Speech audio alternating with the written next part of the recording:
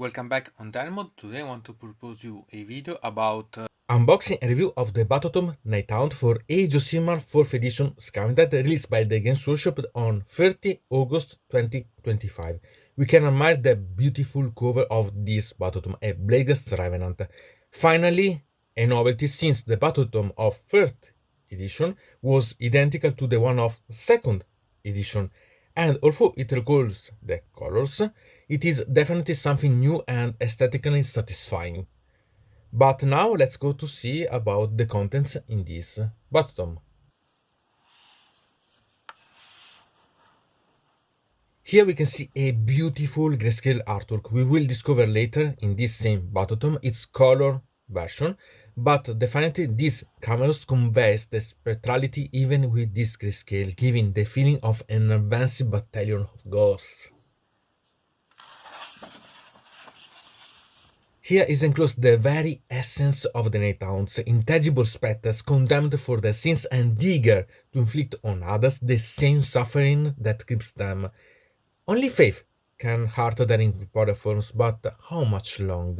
What can you do in the face of a river of souls that overflows that very faith?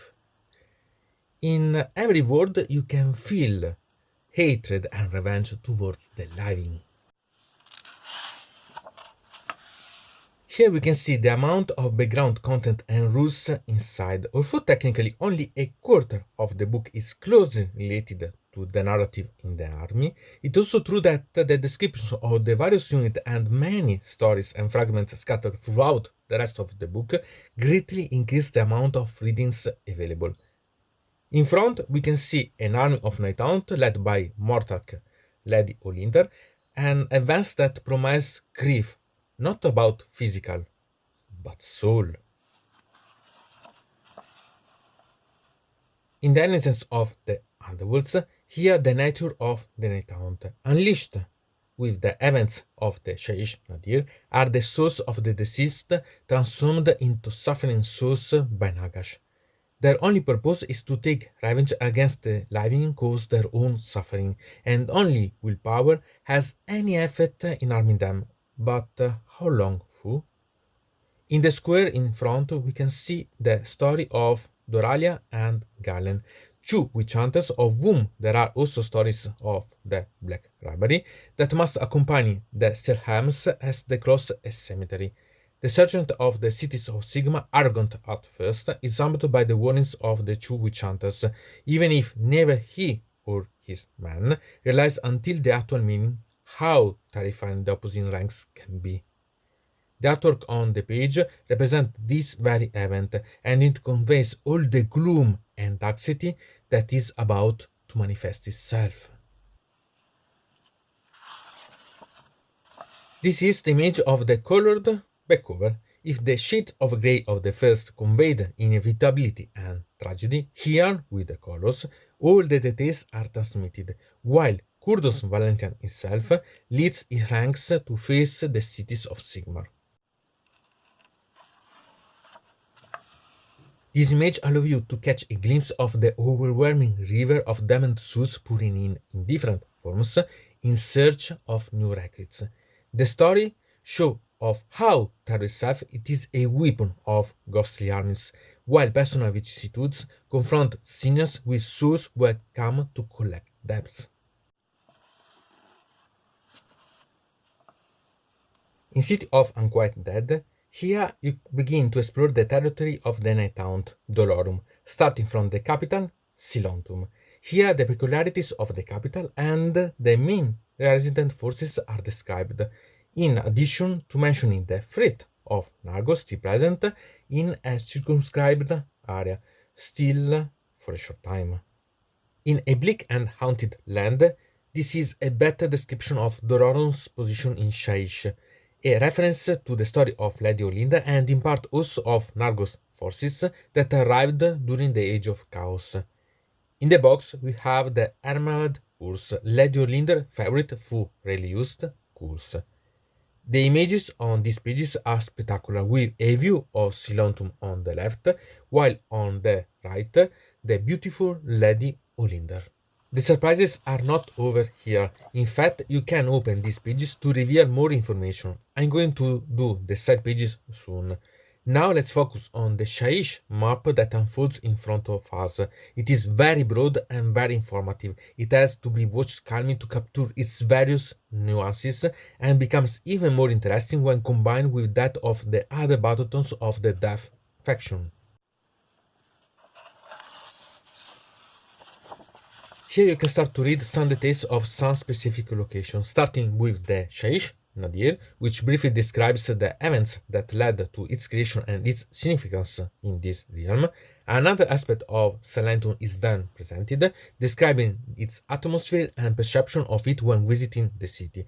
So we have then the Sanctum of Anguish, where it is said to rest the mortal remains of Lady Olinda herself, an extremely safe place, even though we know that Belako arrived there during the Broken Realm campaign.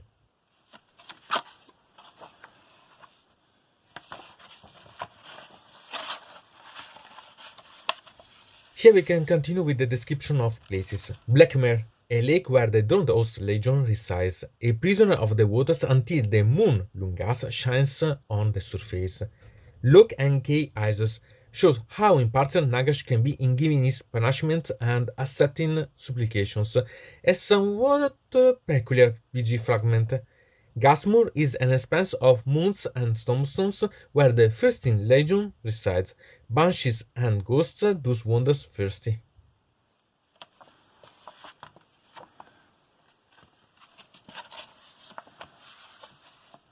Here is a beautiful image of an NIghthaunt host led by Nagash and Lady Olinda herself, where you can see a feed made with a perfect ethereal theme. In Great Necromancer, here is a summary of Nagash since the Old World, through the alliance with Sigmar, the betrayal and conquer of Shaiish by absorbing the other gods of the Underworlds. Talking about the Necroquake, it also mentioned the events of the Broken Realms with the physical destruction by Shaiish forces, because we remember Takis alone would not have made it and was still contaminated by Nagash. But has Nagash really been eliminated? There is more and more evidence that they hope they will not have to believe, but we know what the reality is. Nagash is the Night King. The part about the shrinking pantheon is of numerous examples of how Nagash took control of the various underworlds. We are well aware of the example of Ouroboroth, whose minotaur it is associated with Sekhar, where he accompanies the vampire. There are also numerous references to previously obscure deities, but above all, the part about Morda, or Mor in the Old World, also looked up in the Shikin Pantheon. A case to torture the dregs of defeated deities is important, and which seem to have escaped from it. It would be interesting to have a future where Morda returns and becomes Nagash opponent for control of Shaiish, which is perhaps a reason for a future undead armies further. In the dark justice of Nagash, here is Nagash's perception of his self-proclaimed role as judge of all souls. Nagash has a perverse sense of justice, and through this, he changed the forms of the souls and makes them a parody or an extreme of what they were alive. Some of these details are also announced in the panels. The images, as always, are wonderful and convey Nagash humor. Here we can see the stories of some of the hero figures of the Nighthaunts using characters and their stories as an example that led them to rise to those roles. Information really fascinating in their own way. In the Dread Hordes, here we can see a description of some Nighthaunt procession and we can get to know Lady Olinda and Kurdos Valentian. We also see the four classical Nighthaunt legends described. The battle formation that we will see in the rules section will be inspired by this. It is quite peculiar how the Quicksilver Dead is associated with a Banshee, and at the same time the Tomb Banshee has been removed as a model and rules by this Battletome. The Emerald Host is a parody of itself, from Thestos to faithful servants of Lady Olinda. The Scarlet Doom remains an icon of slaughter. and the Grieving Legion serves Lediolinde and Kudos Valentian.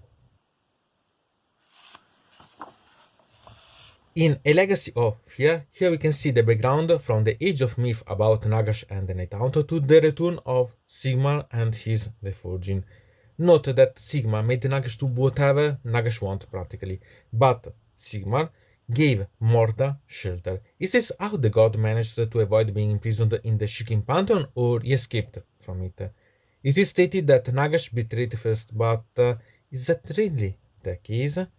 On the side, we can see some interesting events related to the NIghthaunt along the era of Chaos, or who we have already seen the part of Lediolinder Free Dolorum. The evocative image is also interesting.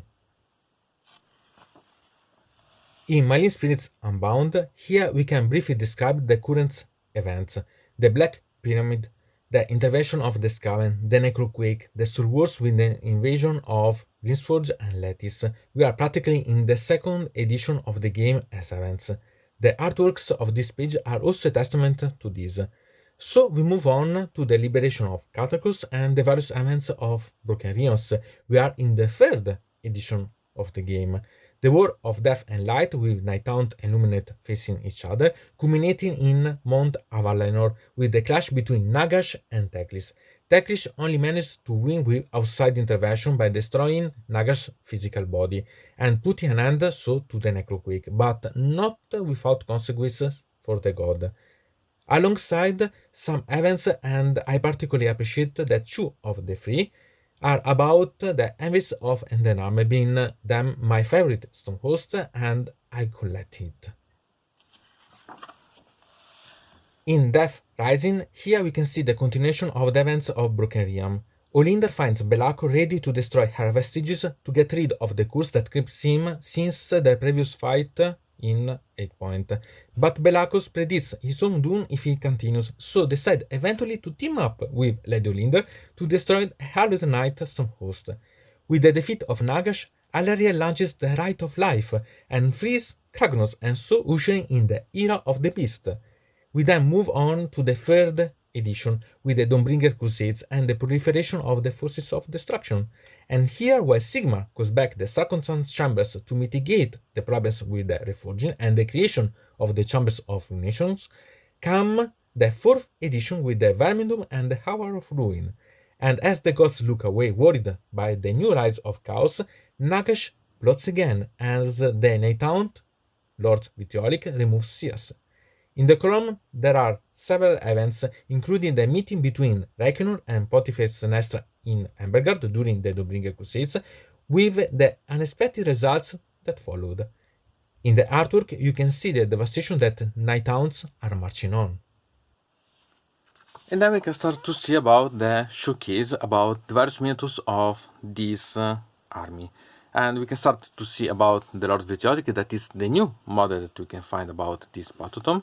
And here a lot of models that show you the, I can see the mood, really, it's something really amazing about, and some shining views that could be used to recreate something that could be thematic about this army. And this little fog is always quite amazing, really, to scare someone.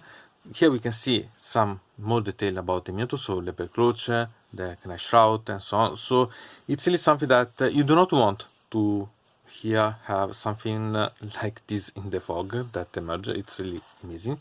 And then something that it's about the background of the value mouses. So here, for example, Nagash with the background from since the old world to now, so a bit to talk also about its relationship with the NIghthaunt. The artwork that it's amazing, and I really want to create a throne for Nagash eventually in the future like this. Here that it's the model of Nagash and surrounded by the mausoleums, the spectres, the fog. It's really something that it's quite evocative. I really quite like it.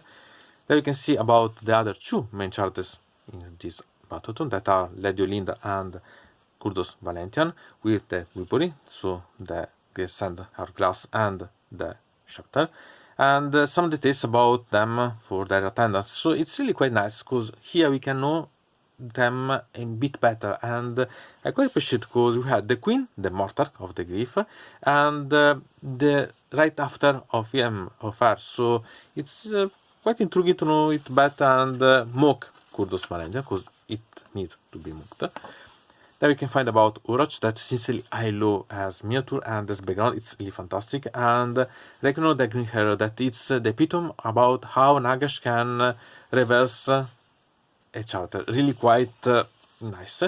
Then the Lord Vitriolic, remember that it's a new model, so it's quite intriguing to read more about such background for such character. And we have also a name character here that it's really quite charismatic.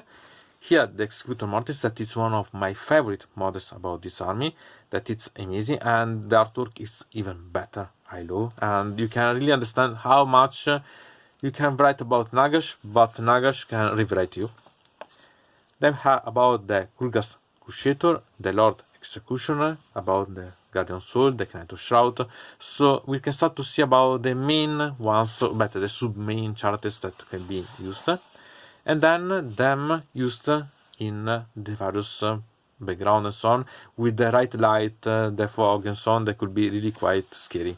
Really, it's something that it's amazing in some way, but whoa.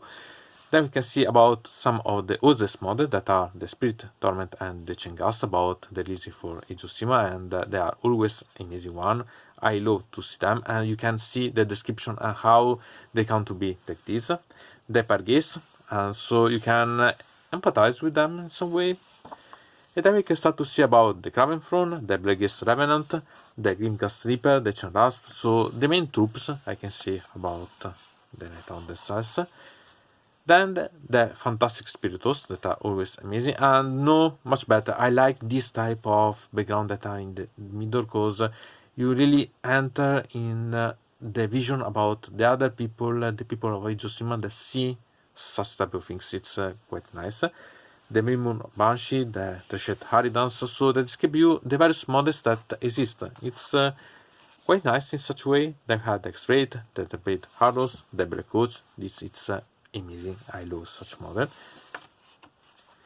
And then again, the part about the Nexus Grief. Here are the Survivors Sepulchre. Okay, it's them.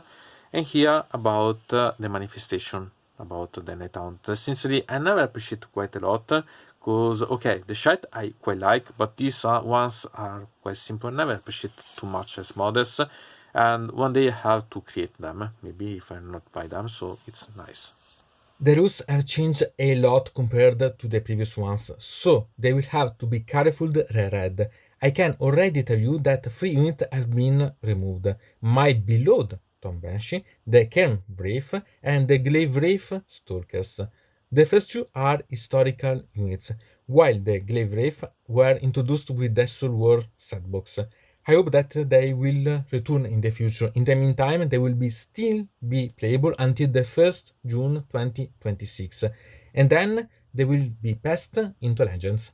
Now, however, it is time to go and see a quick analysis of the rules. I will not go into detail since there are numerous combinations that need to be studied carefully.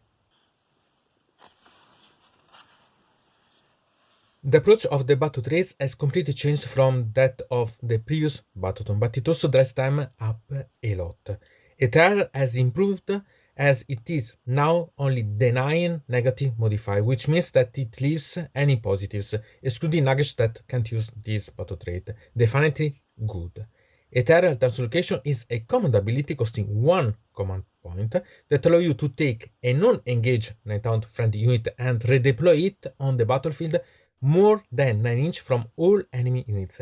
It's interesting to use on those units that don't already have similar abilities.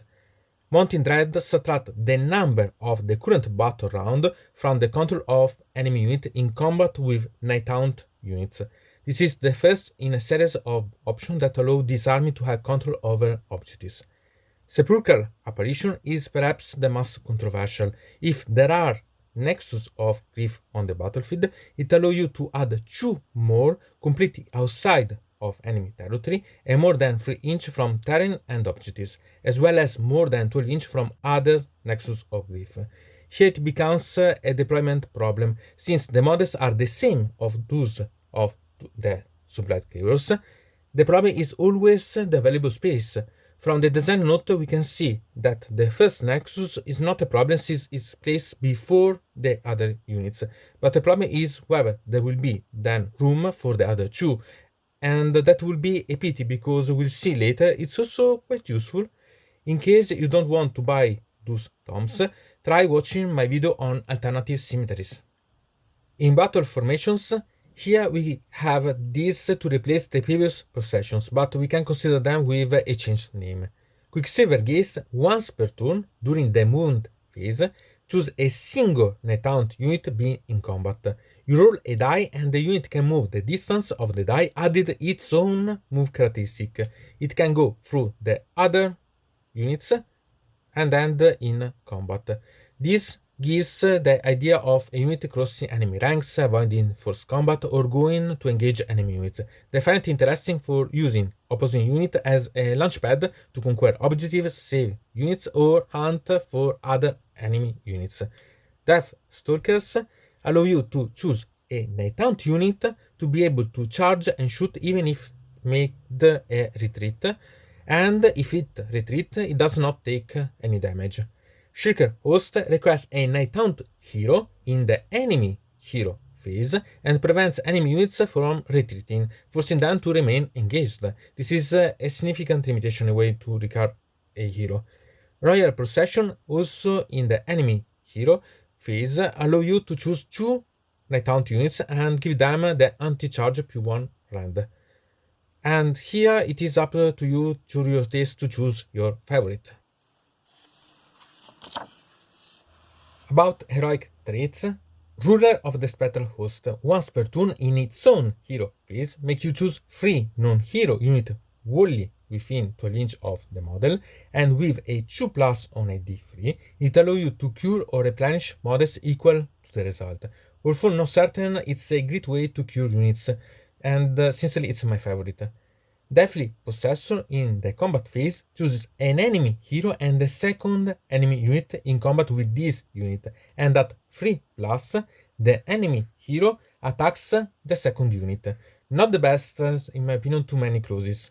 Shadowy Aura, as a reaction to a redeploy wholly within 12 inch of this model, for the rest of the turn start at 1 from the hit rolls against that unit. Interesting but also quite limited. In the box, a brief crash with a Knight of Shroud. About Artifacts of Power, Blazes of Nagashizar. It goes in near perfect synergy with Shadowy Aura as heroic trait, since the redeploying unit, if infantry, can move by a minimum of 4 inch. Like Shard of the Harvest Moon, once per battle in combat phase, if the unit is in combat, add 1 to the combat weapon attacks of all NIghthaunt units wholly within 12 inch of this. Extremely limited, but interesting. Mirrors of Echoing Values. When the opponent declares to cast from a wizard or a priest within 12 inch, each enemy wizard and priest is taken in the range, and at 2+ on a D3, subtract 1 from the total cast. If they fail the cast, it inflicts 1 mortal damage to the unfortunate one. None of these particularly convince me. In the story below, what happens when a Carnot Overlord encounters a Scriptor Mortis.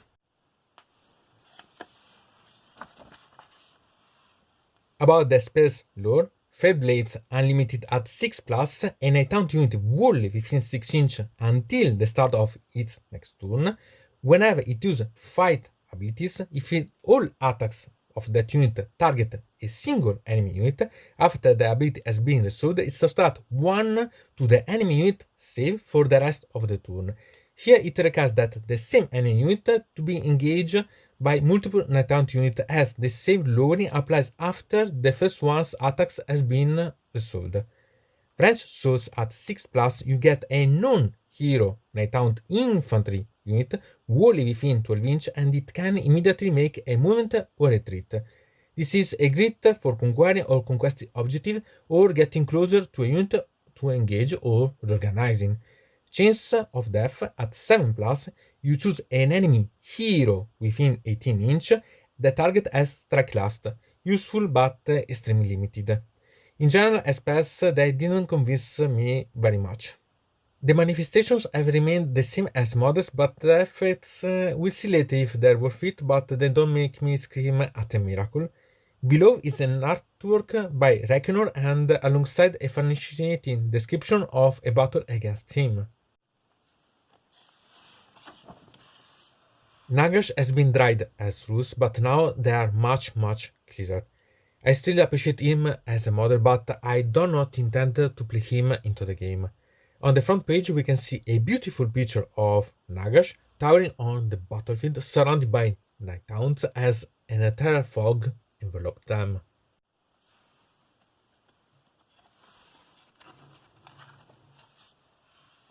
As for Lady Olinda, she is truly splendid as model and as Rus. Mortark of the Grief make it difficult to break down despite the few wounds she has. In fact, she can only be hit and wounded at an unmodified 5+. It is also interesting as healing synergy, as it can heal all Nighthaunt units on the battlefield. Unfortunately, only once per battle. And even the spell isn't bad, denying positive modifier to many characteristics on an enemy unit. Not that all Nighthaunt units have a basic word of 5+. Kurdos Valentian is interesting, but honestly doesn't inspire me. It's a combat unit and it has useful synergies, but still not one of my favorites.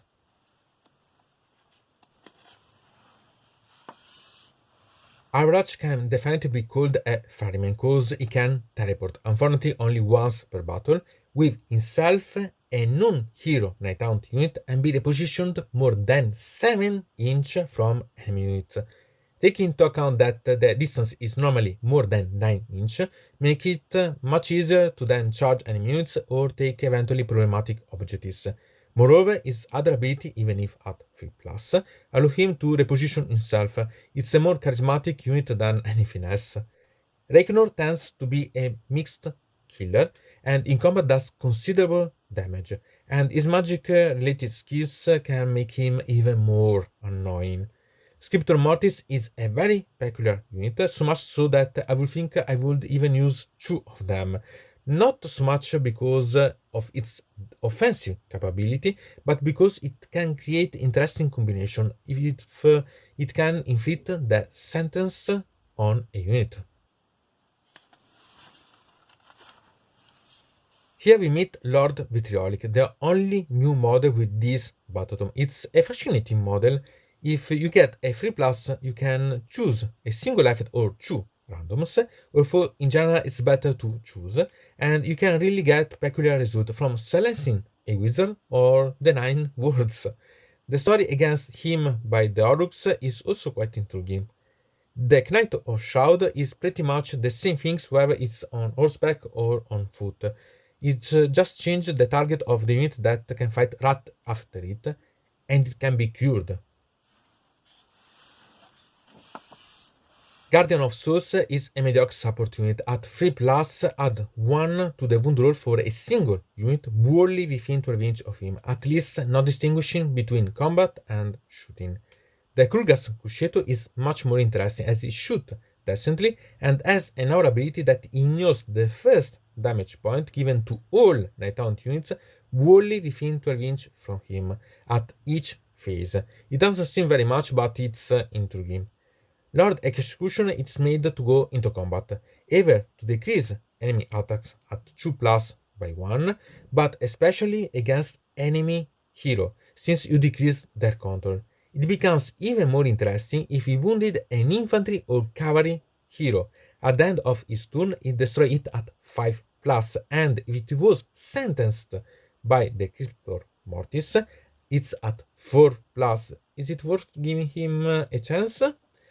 Intriguing is the short story on the side about the Lord Executioner itself. Spirit Torment is interesting in case of rallying, but it becomes even more useful if accompanied by Chingas, since these, if wholly within 12 inch from the first, go from 3+ to 2+ to add 1 to the combat hit rolls of the Nighthaunt unit wholly within 12 inch from the Chingast. Even on its own, However, this one becomes an interesting unit, and they themselves still have interesting profiles. On the side, we can see a story dedicated to them, and below, an image that dedicates the story itself.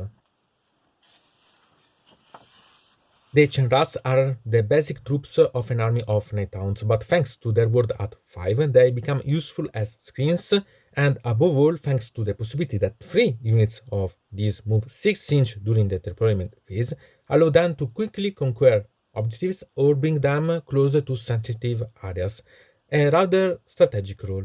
The Kringers become very interesting against fragile units but with a lot of models, considering attacks and their abilities. Parghists, on the other hand, are great for keeping controls of objectives, both for extra damage between shots and skills, and for gaining additional control at 2 plus on a D3. Also pleasant is the story that shows how malevolent Parghists can become from priests to fire dispensers.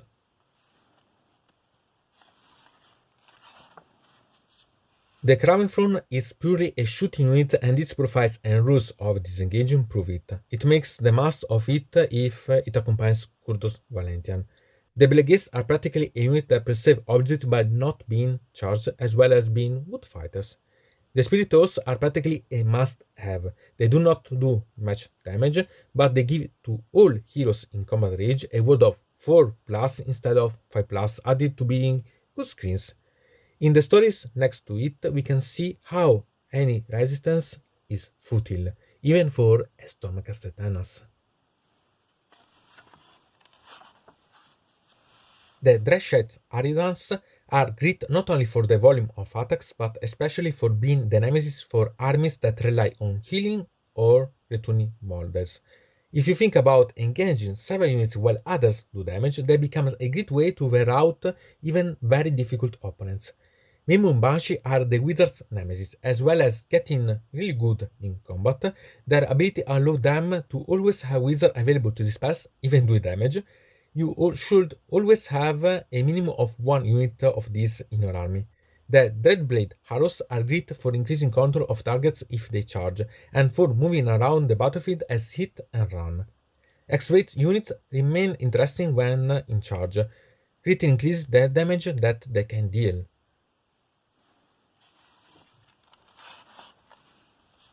The Blackcoach perhaps is one of the most beautiful models of the Nighthound. Simply, at least one must always be included.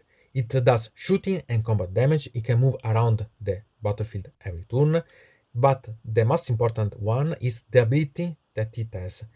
It's that if a unit has suffered a damage in that turn from the Black Coach and is destroyed, you can make return a non-unique Nighthound hero, full wounds. It certainly has some limitation, but it's really very good. Also, little anticipation, it can be taken as a regiment of renown, while in an army of renown can also be made a hero. Next to it, we can see a beautiful picture of the carriage itself, immersed in a terror fog, and a story in which the inevitability of the carriage is perceived. I must admit that I never particularly liked the Nighthounds and the spells. Here it goes to taste. Words of Souls require strategic placement, but it has the advantage that even its own dead can affect it. Mortalis Terminexus is a great way to cure or improve unit charge. If strategically placed, it can even be useful to improve the charge for the deployed units. Shaish Reaper, it becomes interesting to have a support unit that deals a lot of damage when charged.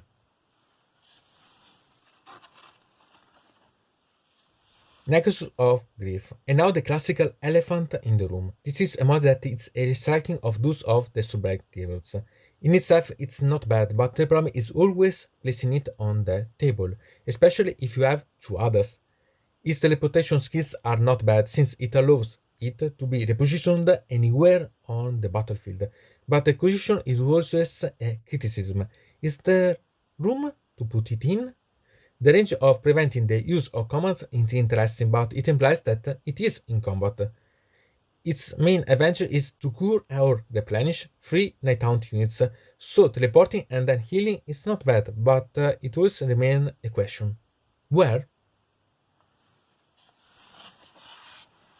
And then we can start to see about the spearhead. So it's about the method that compose this one that are not bad. Sincerely, it's really quite intriguing combination.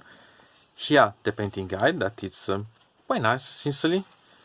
And then we can start to see about here the rules for the spearhead itself, so that if you want to play, we know. Remember that they are free about, so you can find in the site of Warhammer Community, in the part about the download for Age of Sigmar, you can find the part about the spearhead with all the rules related, but it's nice to see also in the book itself.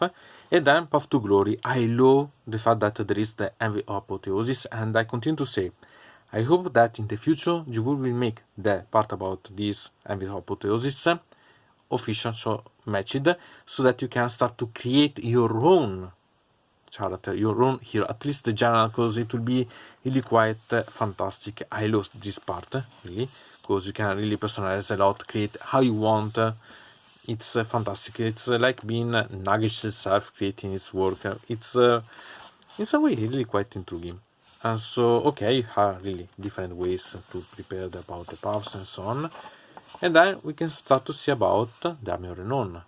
Army of Renown Decluttering Procession. I fell in love with this Army of Renown, and I think that I use this one often with an account instead of the standard. Starting with the fact that you can turn a single black coach into a hero, and then inserting two of them, you can use the second one to bring back the first one. Reckoner is not mandatory, which means that I can also play with this one without any named characters.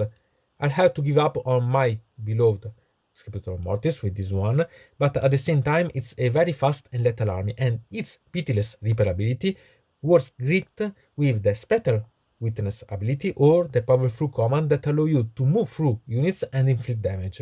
Also excellent the heroic trait and artifact, especially given the absence of other wizard, if not Reckoner, and I admit that would be been perfect if they added the minimum Banshee to the available units. Simple and effective spells. This is an army that wants to be very mobile and impactful.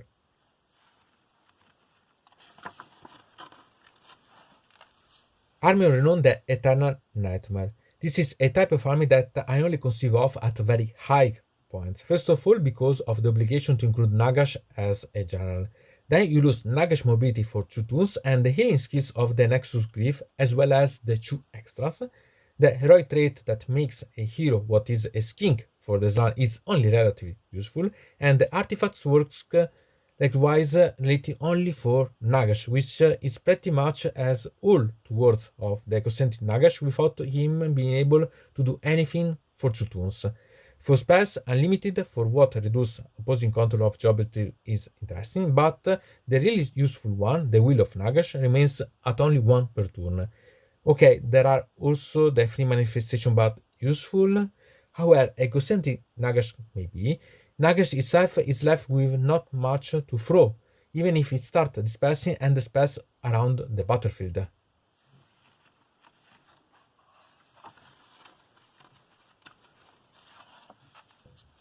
Regiment Renown Executioners. This is an interesting Regiment Renown, and the units support each other in an intriguing way. Maybe not my first choice, but interesting. Regiment Renown Casket of Resurrection. If you have an army of undead, put it on the rooster. Slightly more limited than the one in the NIghthaunt because it's about non-unique death heroes, but only if they're infantry.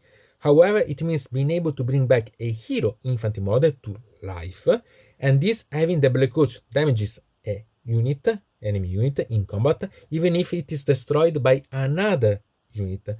Okay, the model need to be brought back into combat with a unit that the Black Coach is in combat with, but within consolidation and powerful, it's not really that simple, but the carriage remain outstanding and the option expands. Then here we have this that it's about the rules reference, so the rules that we've seen inside, simply fast access to them, it's always quite useful. Here the backcover that we've seen at the beginning, simply again here, and here the code that you can set on the part about my Warhammer, so that then you can access on the app of Age of Sigmar, so that you have access to the various battle trait and so on really fast, and it's quite useful. So it's always Nice. Obviously, I'm not sure you mind because it's one time only access, and always quite amazing.